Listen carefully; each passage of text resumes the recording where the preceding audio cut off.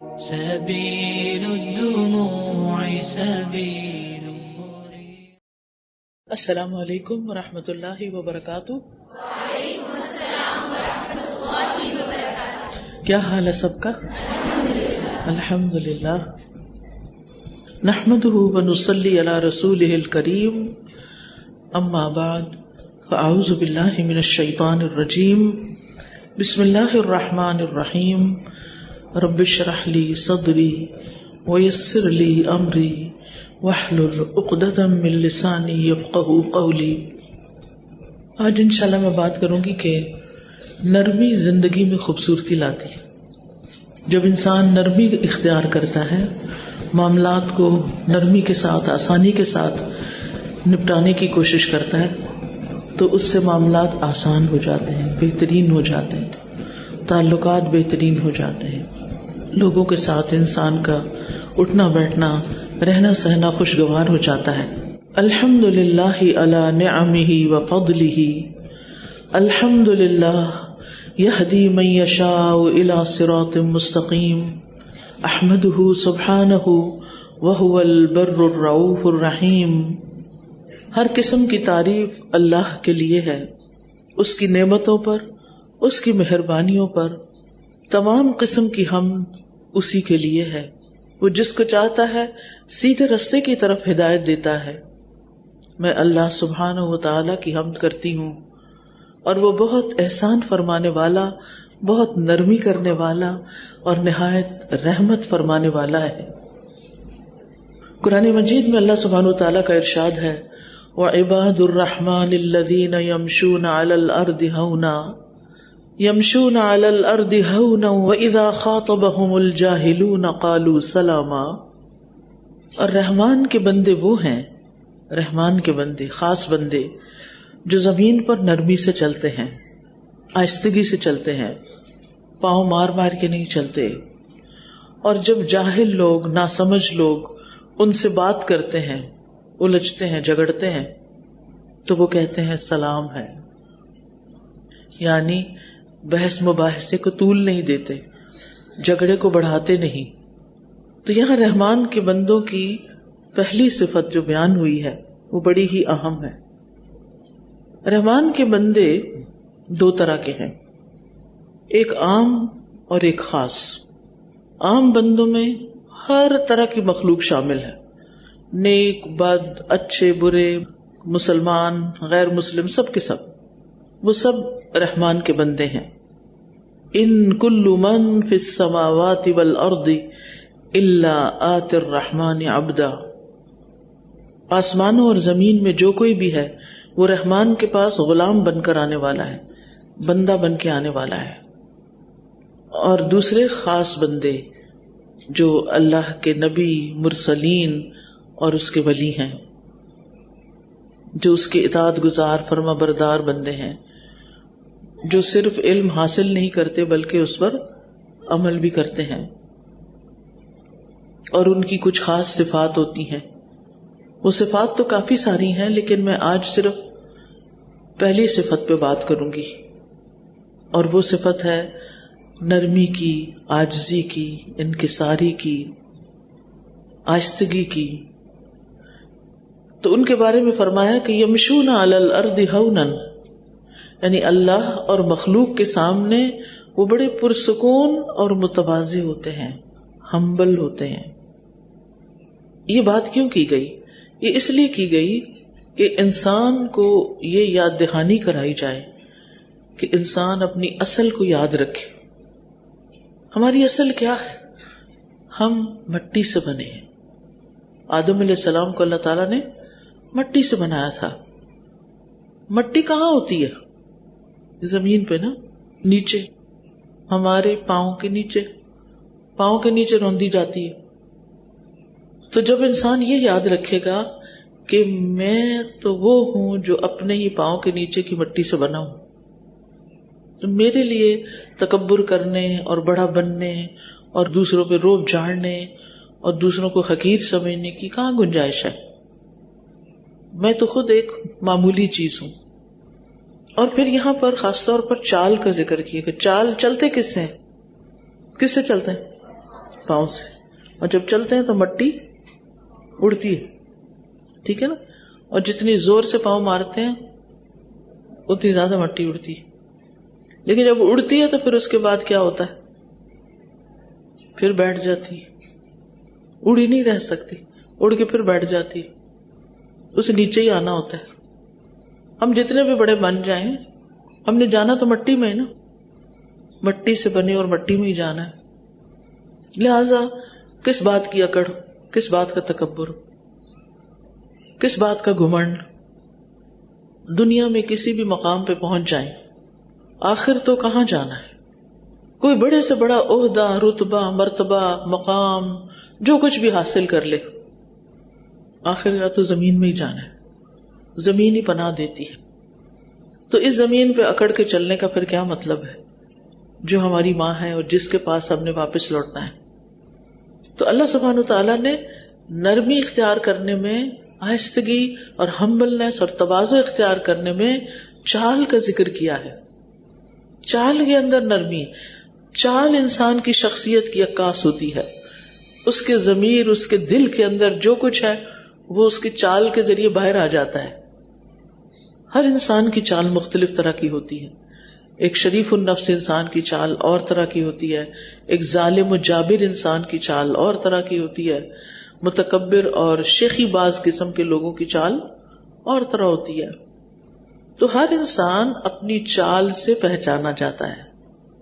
پہلی نظر میں ہی آپ دیکھتے ہی پہچان جاتے ہیں کہ یہ کس قسم کا انسان ہے، کس طبقے سے تعلق رکھتا ہے، کس طرح کی سوچوں کا حامل ہے، اپنے بارے میں کیا سمجھتا ہے اپنے آپ کو. یعنی چاہے انسان کتنا کچھ بھی چھپائے لیکن چھپ نہیں سکتا، وہ سامنے آ جاتا ہے. تو عباد الرحمان کی چال جو ہے وہ آہستہ ہوتی ہے، متواضع ہوتی ہے، آرام سے چلتے ہیں. اور یہ اس بات کی نشاندہی ہوتی ہے کہ ان کے دل کے اندر تکبر نہیں، وہ عبد ہیں. اور عبد بھی کس کے ہیں، غلام بھی کس کے ہیں، رحمان کے. تو ایسے لوگ پاؤں پٹک پٹک کے نہیں چلتے، جوتے مار مار کے نہیں چلتے، بلکہ آہستگی سے چلتے ہیں اور اپنی حیثیت کو ذہن میں رکھتے ہیں کہ ہم کچھ بھی کر لیں ہم ہیں انسان. اور پھر دوسری صفت اس آیت میں کیا ہے، وَإِذَا خَاطَبَهُمُ الْجَاهِلُونَ قَالُوا سَلَامًا. چال کے بعد دوسری پہچان انسان کی گفتگو ہوتی ہے، بات چیت ہوتی ہے. مثلاً کوئی آ رہا ہو نا تو آپ دیکھتے ہیں کیسے چل کے آ رہا ہے، آ گیا پھر وہ بات کرنے لگتا ہے تو مزید پتہ چلتا ہے کہ یہ کیسا انسان ہے. تو جب وہ بات کرتے ہیں تو ان کی بات کے اندر حلم ہوتا ہے، برداشت ہوتی ہے، آرام سے بات کرتے ہیں. جبکہ جاہل لوگ، ناسمجھ لوگ، بے وقوف لوگ وہ کیا کرتے ہیں، لوگوں کو چیخ چلا کے جواب دیتے ہیں، بدتمیزی اور بد اخلاقی کے ساتھ پیش آتے ہیں. لیکن رحمان کے بندے ہر سچویشن میں خیر کی بات کرتے ہیں، بھلی بات کرتے ہیں، اچھی بات ہی کرتے ہیں. حتیٰ کہ اگر جاہل لوگ ان کے متھے لگیں یا جاہل لوگ ان کو پریشان کریں تو بھی وہ اپنا ٹیمپرامنٹ لوز نہیں کرتے، اس وقت بھی وہ آرام سے ہی بات کرتے ہیں. ہمیں اس آئینے میں اپنے آپ کو دیکھنے کی ضرورت ہے کہ ہمارا لہجہ کیسا ہوتا ہے. ایسا تو نہیں کہ بات کرتے کرتے ہم اتنے جوش میں آ جاتے ہیں چھوٹی چھوٹی باتوں پر کہ ہمارا سانس پھولنے لگتا ہے اور پھر ہمارا لہجہ جو ہے اس کے اندر ایک نخوت سی آ جاتی ہے.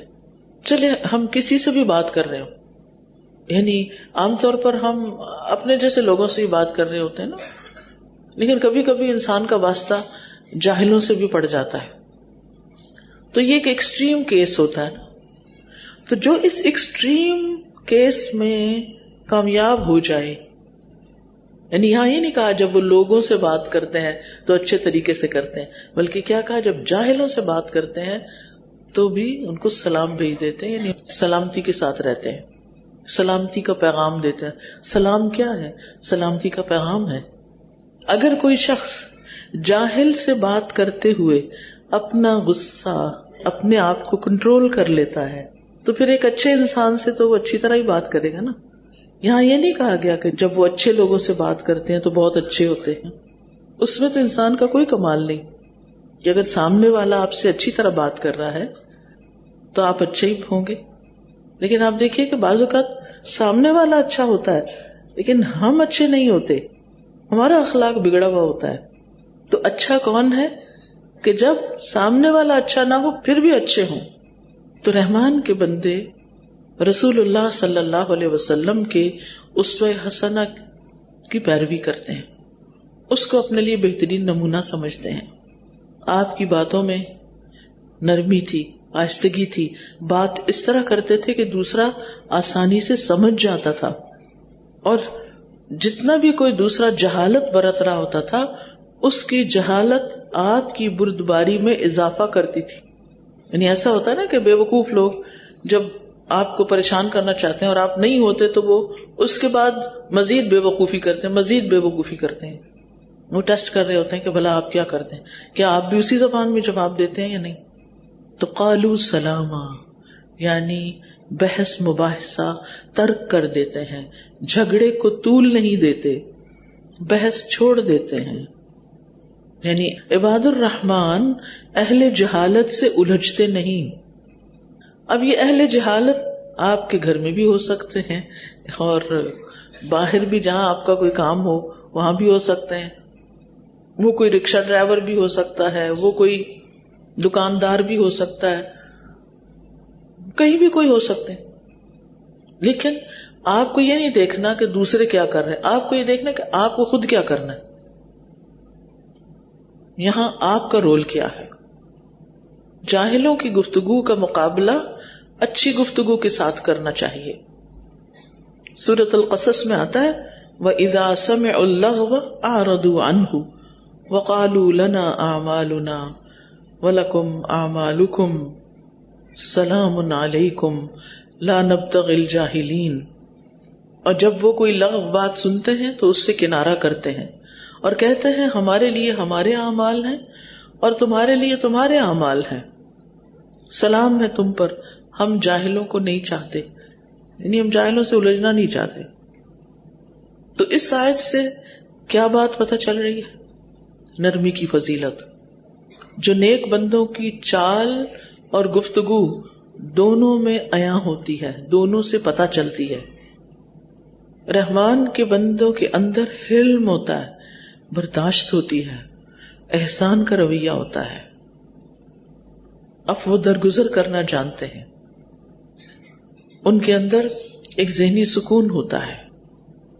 پھر یہ کہ حلم اپنانا بلند اخلاق کا درجہ ہے اور احمق لوگوں کے مرتبے پر نیچے اترنا کم عقل لوگوں کی ایک قسم ہے. علی ابن ابی طالب رضی اللہ عنہ کہتے ہیں کہ جاہل 6 عادات کی وجہ سے پہچانا جاتا ہے. جاہل 6 عادتوں کی وجہ سے پہچانا جاتا ہے. اب اپنے آپ کو دیکھیے، اب یہ نہ ڈھونڈیے اچھا بھلا کس کس کے اندر یہ باتیں ہیں، اپنے اندر دیکھنی کہ کہیں ہم تو نہیں. نمبر 1، وہ معمولی باتوں پہ غضبناک ہو جاتا ہے، چھوٹی چھوٹی بات پہ غصہ کر لیتا ہے، بے فائدہ باتیں کرتا ہے، بے مقصد باتیں، فضول باتیں، غیر مناسب مقام پر عطیات دیتا ہے، یعنی جو مستحق نہیں ہوتے ان کو دیتا ہے.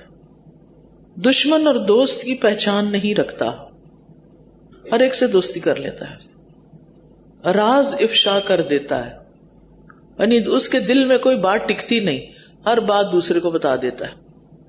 اور ہر کسی پہ بھروسہ کر لیتا ہے، ہر کسی پہ ٹرسٹ کر لیتا ہے. یہ شخص بے وقوف ہوتا ہے، جاہل ہوتا ہے، ناسمجھ ہوتا ہے. آپ دیکھیں کہ ان ساری چیزوں پر قابو پانے کے لیے ایک چیز چاہیے اور وہ ہے سیلف کنٹرول. اپنے آپ کو روک لینا، اپنے نفس کے سرکش گھوڑے کی باگ کھینچ کے رکھنا.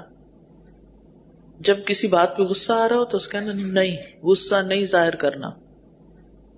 فضول باتوں میں پڑھنے کو دل چاہ رہا تو نہیں، یہ بیکار کی بات کرنے کی ضرورت نہیں ہے.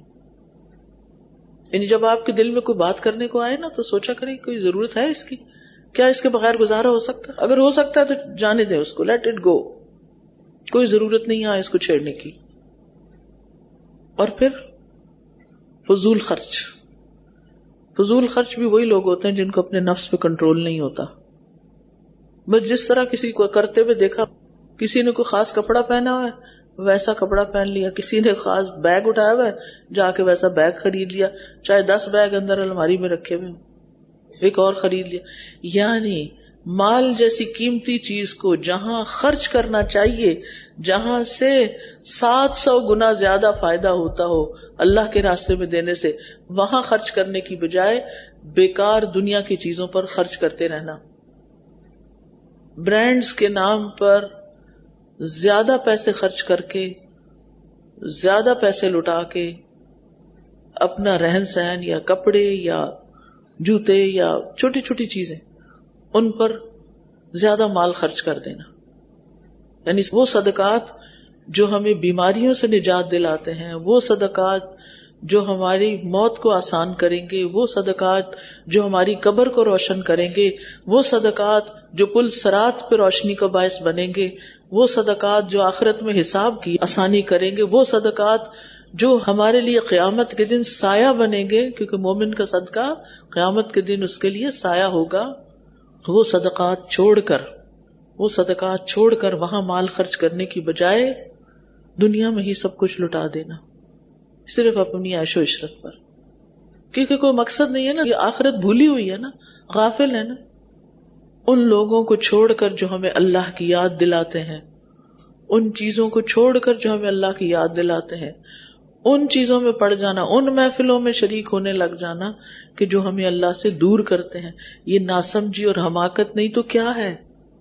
تو ہم سب کو اپنا محاسبہ کرتے رہنا چاہیے کہ جو کچھ میں کر رہی ہوں یہ مجھے کہاں فائدہ دے گا, چاہے وہ بات ہو, چاہے وہ مال کا خرچ کرنا ہو, چاہے وہ کسی سے دوستی کرنی ہو, چاہے وہ کسی پہ ٹرسٹ کرنا ہو, ہر چیز سوچ سمجھ کر کرنا.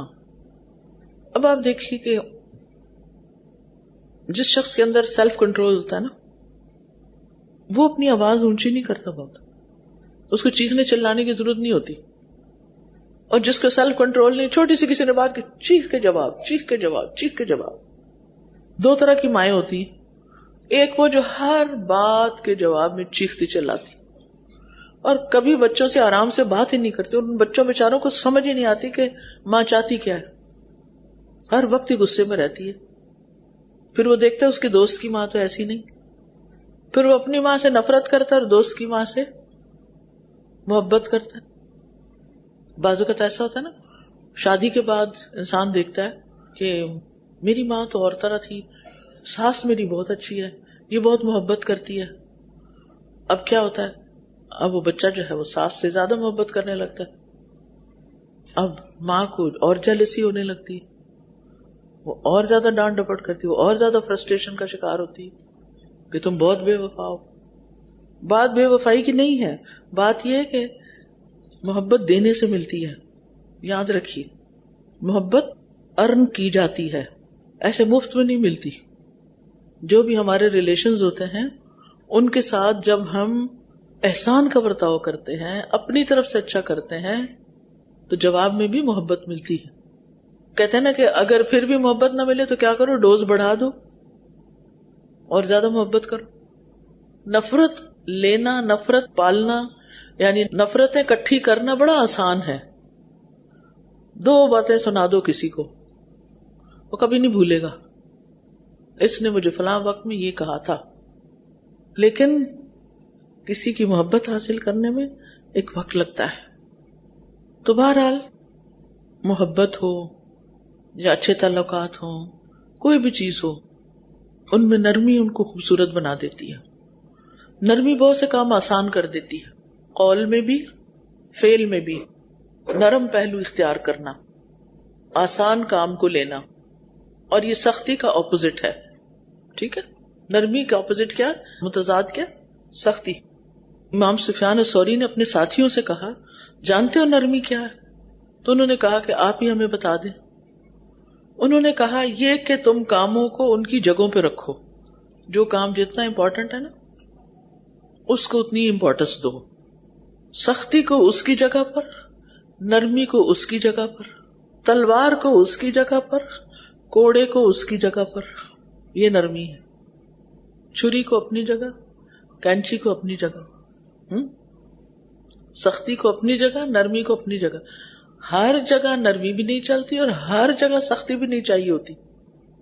ہر چیز اپنی جگہ پر ہی اچھی لگتی ہے. ٹھیک ہے نا. نرمی جو ہے وہ اللہ تعالیٰ کی بھی صفت ہے. حضرت انس کہتے ہیں نبی صلی اللہ علیہ وسلم نے فرمایا، سختی، اکڑ پن جس چیز میں ہوگی اسے بدنما کر دے گی، اور اللہ بہت نرم خو ہے، نرمی کو پسند کرتا ہے. اللہ سبحانہ تعالیٰ نرمی کو پسند کرتا ہے. نبی صلی اللہ علیہ وسلم کی صفت بھی ہے. اللہ تعالیٰ فرماتے ہیں فَبِمَا رَحْمَةٍ مِّنَ اللَّهِ لِنْتَ لَهُمْ وَلَوْ كُنْتَ فَظًّا غَلِيظَ الْقَلْبِ لَانفَضُّوا مِنْ حَوْلِكَ. بس اللہ کی طرف سے بڑی رحمت ہی کی وجہ سے آپ ان کے لیے نرم ہو گئے ہیں، اور اگر آپ بدخلق سخت دل ہوتے تو یقیناً یہ آپ کے ارد گرد سے منتشر ہو جاتے، پھر یہ آپ کے ساتھ مل کے کام نہ کرتے. نبی صلی اللہ علیہ وسلم کے بارے میں آتا ہے بالمؤمنین رؤوف الرحیم، کیا مومنوں کے ساتھ شفیق ہیں، مہربان ہیں، رحیم ہیں. انبیاء کی صفت بھی یہی تھی. حضرت یحییٰ کے بارے میں آتا ہے وَحَنَانًا مِن لَّدُنَّا وَزَکَاةً، ہم نے اسے اپنی مہربانی سے نرم دل اور پاکیزہ سیرت بنایا تھا. وَحَنَانًا مِن لَّدُنَّا وَزَکَاةً وَكَانَ تَقِيًّا، اور وہ واقعی پرہیزگار تھا. عیسیٰ علیہ السلام کے بارے میں آتا ہے وَبَرًّا بِوَالِدَتِي وَلَمْ يَجْعَلْنِي جَبَّارًا شَقِيًّا، میں اپنی والدہ سے بہتر سلوک کرتا رہوں، اللہ نے مجھے یہ حکم دیا ہے، اور اللہ نے مجھے جابر اور بدبخت نہیں بنایا. نبی صلی اللہ علیہ وسلم کو حکم دیا گیا وَاخْفِضْ جَنَاحَكَ لِمَنِ اتَّبَعَكَ مِنَ الْمُؤْمِنِينَ، اور ایمان لانے والوں میں سے جو آپ کی اتباع کریں ان سے تواضع سے پیش آئیں. اور یہ کامل ایمان والے جو مومن ہیں ان کی یہ صفت ہے. رحماء بینہم، کہ آپس میں بڑے رحیم و شفیق ہوتے ہیں. رسول اللہ صلی اللہ علیہ وسلم نے فرمایا مومن آسان اور نرم ہوتے ہیں، اس مانوس اونٹ کی طرح کہ اگر اس کو اپنے پیچھے چلایا جائے تو وہ مطیع ہو کر چلا آتا ہے، اور اگر اس کو پیچھے سے ہانکا جائے تو وہ آگے کو جانے لگتا ہے، اور اگر اس کو تم چٹان پر بھی بٹھا دو تو وہاں وہ بیٹھ جاتا ہے. ایزی گوئنگ، نو ایگو، کوئی پرابلم نہیں، یعنی دوسروں کی بات آسانی سے مان لیتا ہے. اسی طرح ابو انبا خولانی کہتے ہیں کہ نبی صلی اللہ علیہ وسلم نے فرمایا بے شک اہل زمین میں سے اللہ کے کچھ برتن ہیں، اور تمہارے رب کے برتن نیک لوگوں کے دل ہیں، اور اس کی طرف ان میں سے سب سے زیادہ پسندیدہ وہ ہیں جو ان میں سب سے زیادہ نرم ہیں اور سب سے زیادہ رقت والے ہیں، یعنی ان کے دل نرم ہیں. ہشام بن عروہ اپنے والد سے روایت کرتے ہیں کہ حکمت میں یہ بات لکھی ہوئی ہے کہ نرمی کرنا حکمت کا نچوڑ ہے، یعنی وہ شخص نہایت صاحب حکمت ہے جس کے اندر نرمی ہے. رسول اللہ صلی اللہ علیہ وسلم نے فرمایا جب اللہ تعالیٰ کسی گھرانے کے لوگوں کے لیے خیر کا ارادہ فرماتا ہے تو ان میں نرمی داخل کر دیتا ہے، یعنی جس گھرانے کی خیر مطلوب ہوتی ہے ان کے اندر نرمی ڈال دی جاتی ہے.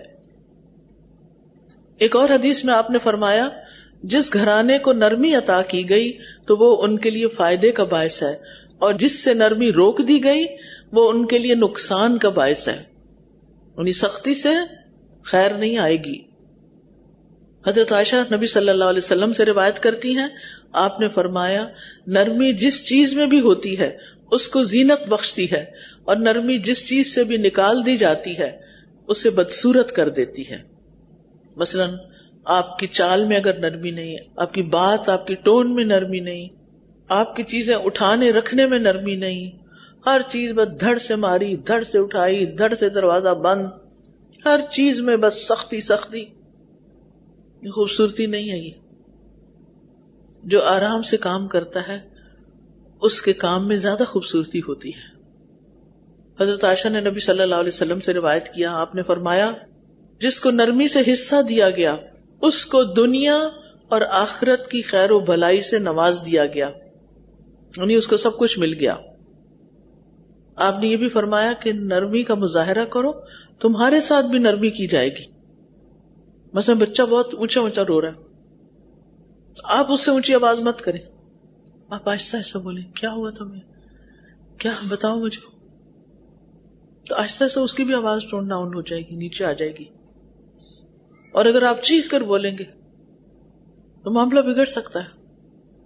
ہو سکتا ہے پہلے وہ رو رہا اور اب آپ کو دب بھی مار دے، کیونکہ ایسے کیسز ملتے ہیں نا کہ بچے ماں باپ کے ساتھ بدتمیزی شروع کر دیتے ہیں. یہ اس صورت میں ہوتا ہے جب آپ ان کے ساتھ نرمی اختیار نہیں کرتے. ایک مرتبہ ممبر پر نبی صلی اللہ علیہ وسلم نے فرمایا، تم رحم کرو تم پر رحم کیا جائے گا، اور تم معاف کرو اللہ تمہیں معاف کر دے گا.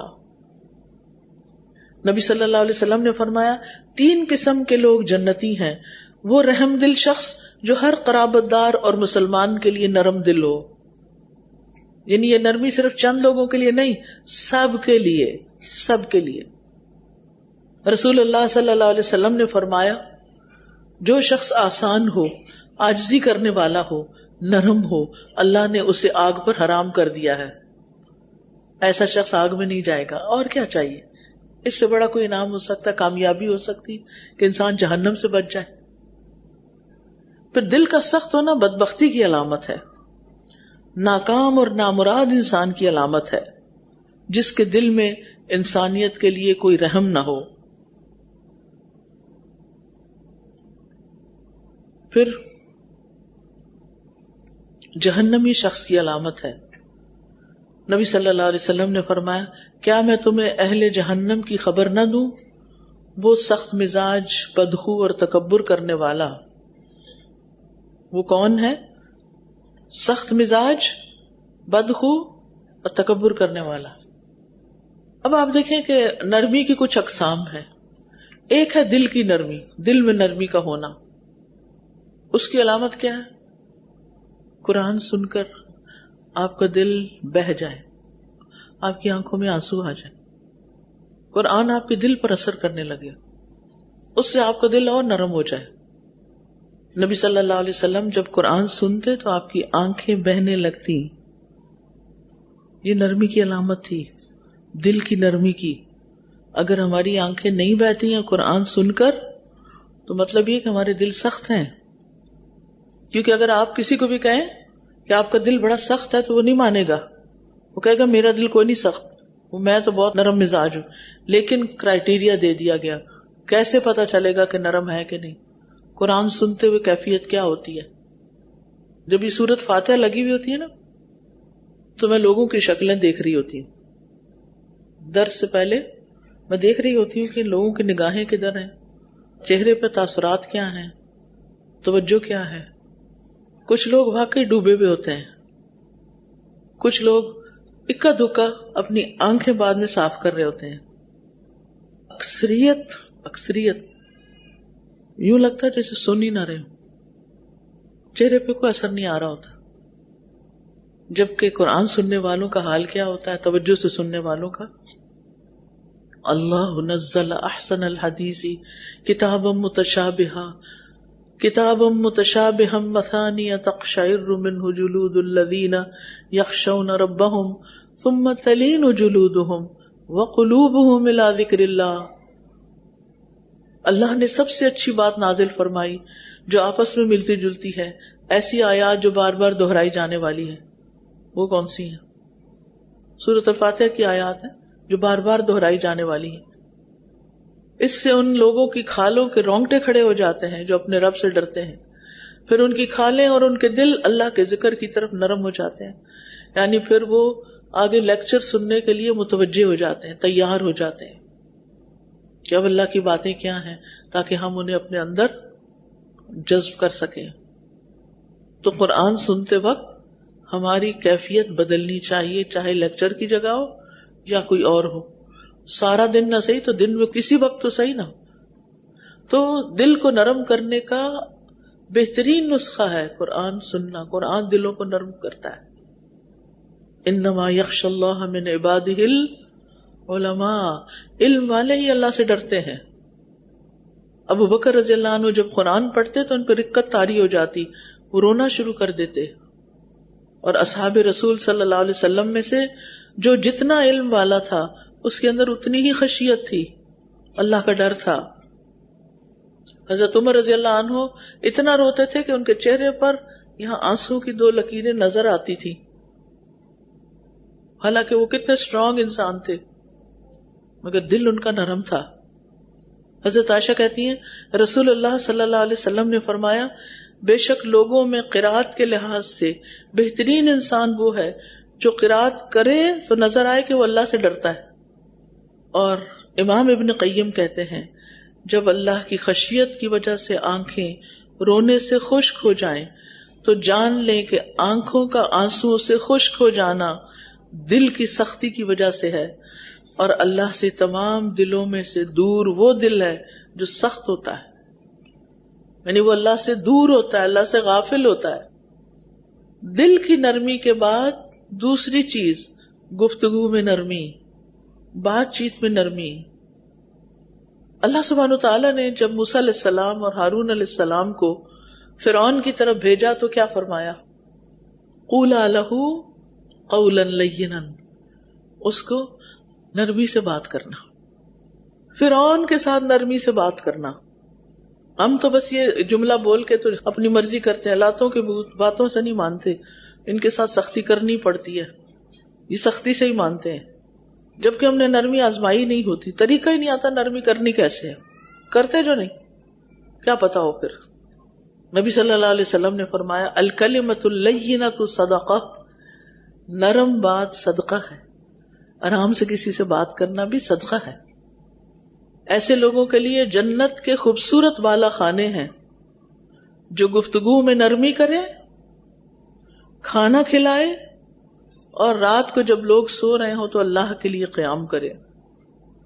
اور نرمی میں خصوصاً اپنے سے چھوٹوں کے ساتھ نرمی کرنا، بچوں کے ساتھ نرمی کرنا، ملازمین کے ساتھ نرمی کرنا. تو سب سے پہلی نرمی کی قسم کون سی ہے؟ دل کی نرمی. نمبر 2 گفتگو کی نرمی. نمبر 3 چال کی نرمی. اللہ کو تکبر کی چال پسند نہیں، اکڑ کے چلنا پسند نہیں. ولا تمشی فی الارض مرحا ان اللہ لا يحب كل مختال فخور واقصد فی مشیک. زمین میں اکڑ کر نہ چلو، بے شک اللہ کسی اکڑنے والے، فخر کرنے والے سے محبت نہیں کرتا، اور اپنی چال میں میانہ روی رکھو. ابن عمر کہتے ہیں رسول اللہ صلی اللہ علیہ وسلم نے فرمایا جو شخص اپنے آپ کو بڑا سمجھے یا اپنی چال میں تکبر کرے، اپنے آپ کو بڑا سمجھے یا اپنی چال میں تکبر کرے، وہ اللہ سے اس حال میں ملے گا کہ اللہ اس سے ناراض ہوگا. آرام سے چلنے کا حکم اس حد تک ہے کہ اگر آپ جماعت میں نماز کے لیے جا رہے ہیں، جیسے حرم وغیرہ جاتے ہیں، یا کچھ خواتین جمعے کے دن مسجد جاتی ہیں، تو وہ بھی اس بات کا خیال رکھیں کہ بھاگم بھاگ نہیں جانا، آرام سے چل کے جانا، چاہے 1 رکعت مس بھی ہو جائے، آرام سے ہی چلنا، پھر بھی آرام سے چلنا ہے.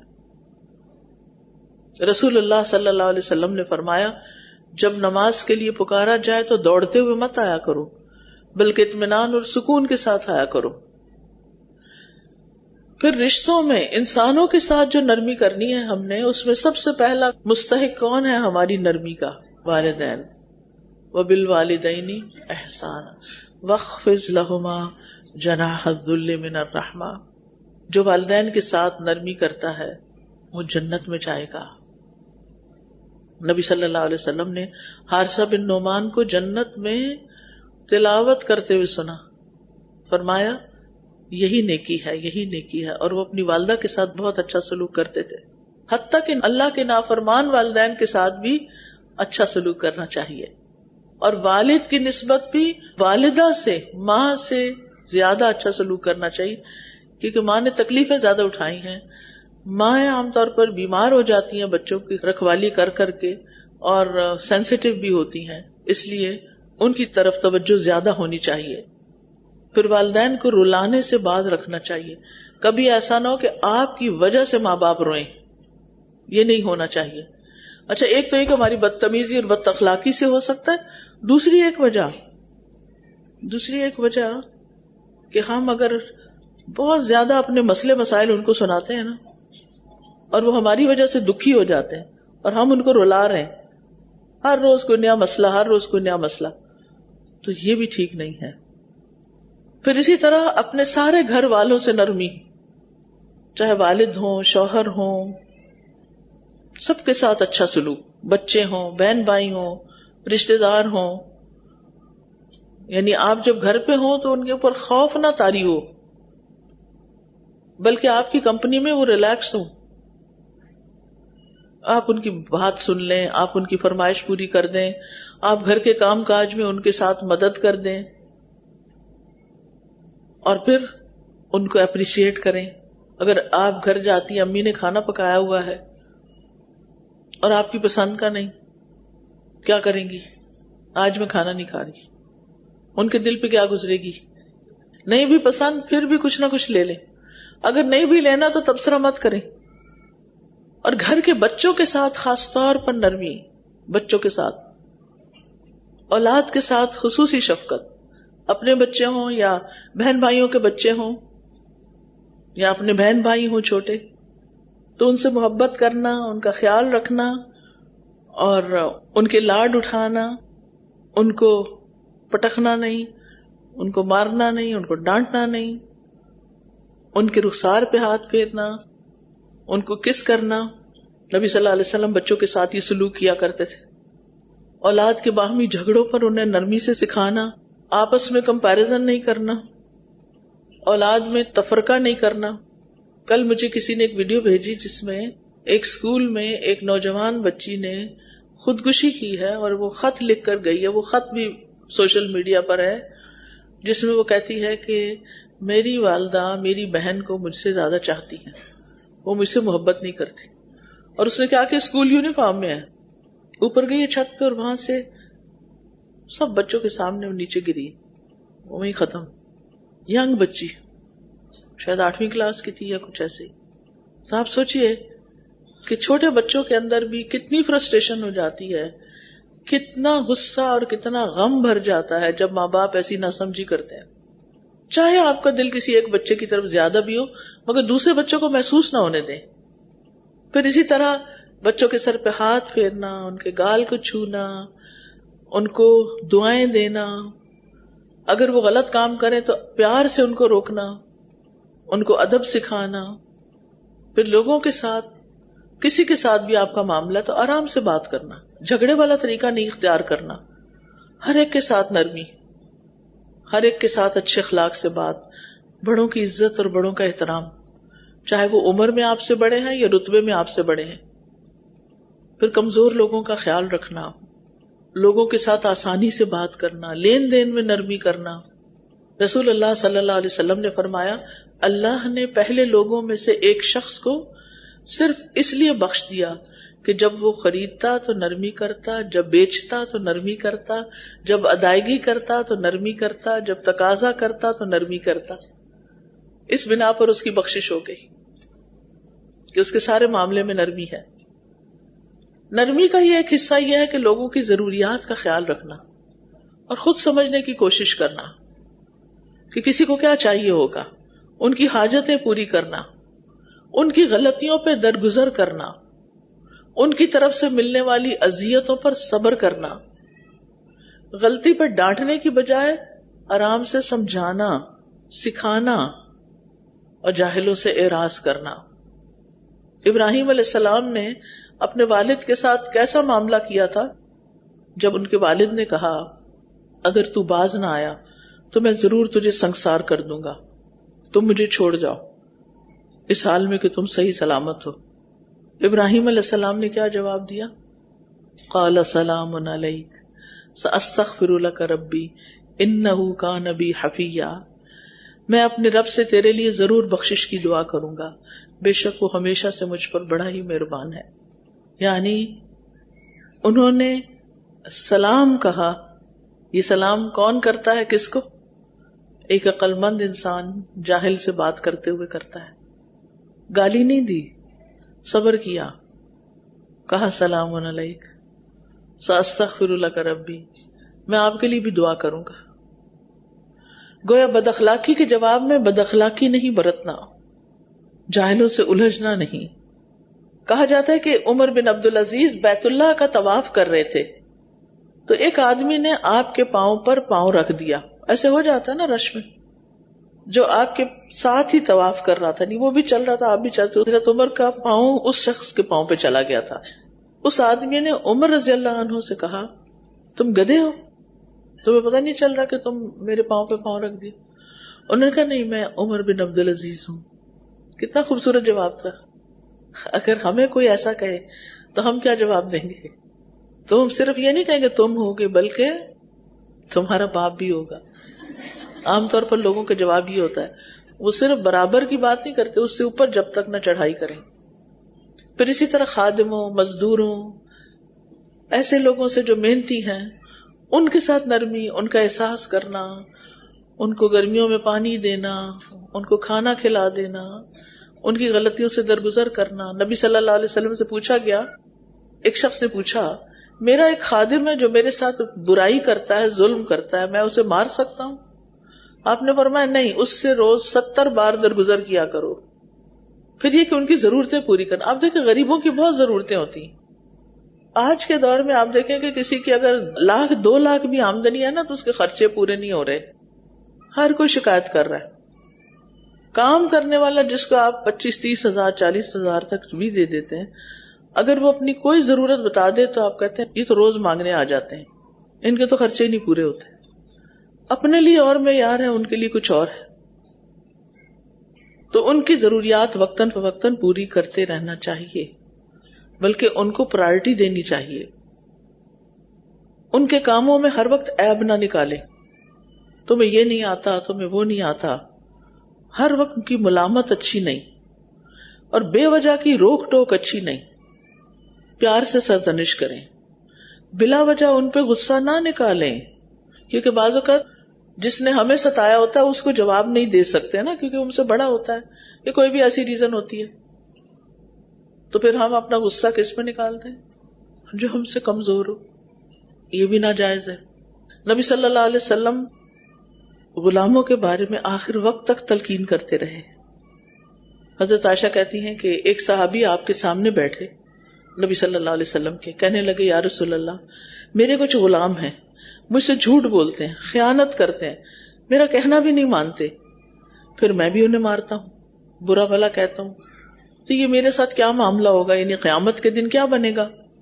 آپ نے فرمایا ان کی خیانت، جھوٹ اور نافرمانی ایک طرف رکھی جائے گی اور تمہاری سزا دوسری طرف، اور اس کا حساب لگایا جائے گا. اگر تمہاری سزا ان کے جرائم سے کم ہوئی تو وہ تمہارے حق میں بہتر ہوگی، اور اگر تمہاری سزا ان کے گناہوں کے برابر نکلی تو معاملہ برابر برابر ہو جائے گا، تمہارے حق میں نہ تمہارے خلاف. اور اگر سزا تمہاری ان کے گناہوں سے زیادہ ہو گئی تو اس ایکسٹرا سزا کا بدلہ تم سے قیامت کے دن لیا جائے گا، ایسے نہیں چھوڑ دیا جائے گا، پھر پکڑے جاؤ گے.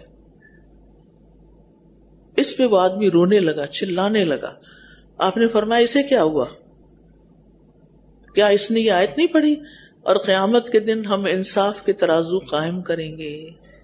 انصاف ہوگا قیامت کے دن. اللہ اکبر.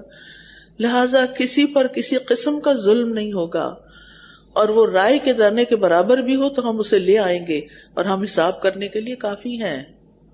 رائے کے دانے برابر بھی کسی پہ ظلم کیا تو بدلہ چکانا ہوگا، ایسے نہیں چھوٹ جائیں گے.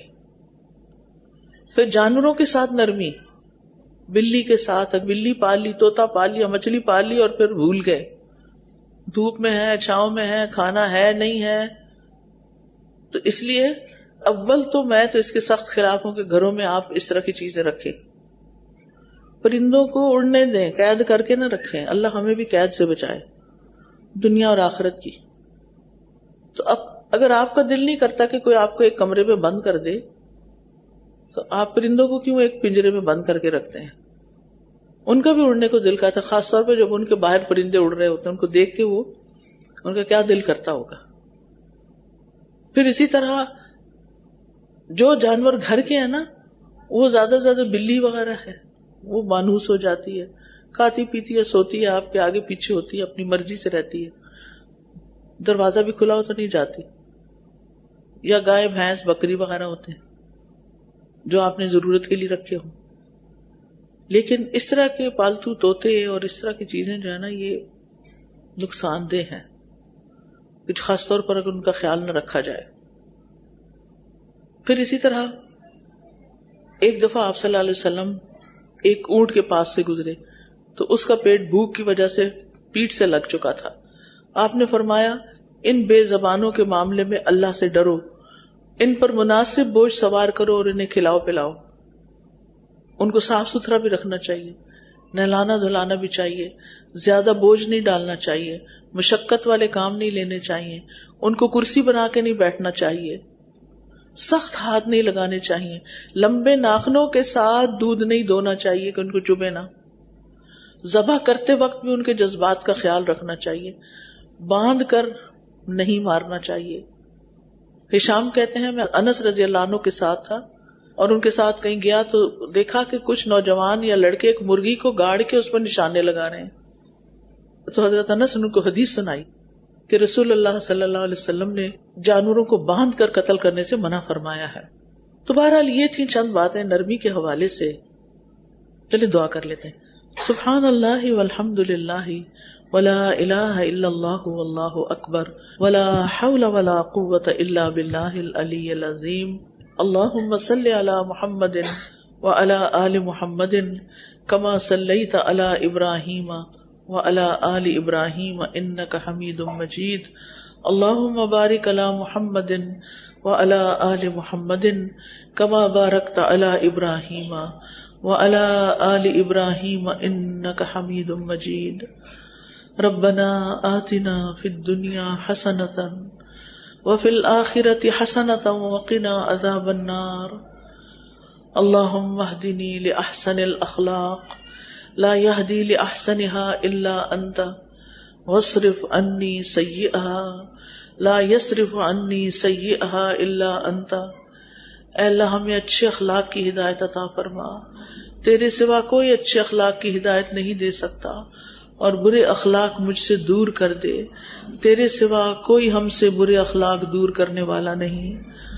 اللہم اغفر لی ذنوبی و خطایایا، اللہم انعشنی واجبرنی واہدنی لصالح الاعمال واجبرنی واہدنی لصالح الاعمال والاخلاق فإنہ لا یہدی لصالحها ولا یصرف سیئها الا انت. اے اللہ ہمارے گناہوں اور ہماری خطاؤں کو معاف فرما دے.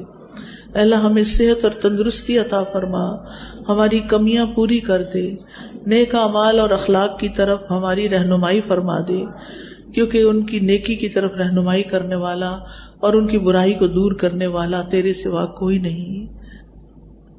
اللہم انی اعوذ بک من منکرات الاخلاق والاعمال والاہواء. اے اللہ میں تجھ سے برے اخلاق، برے اعمال اور بری خواہشات سے پناہ مانگتا ہوں.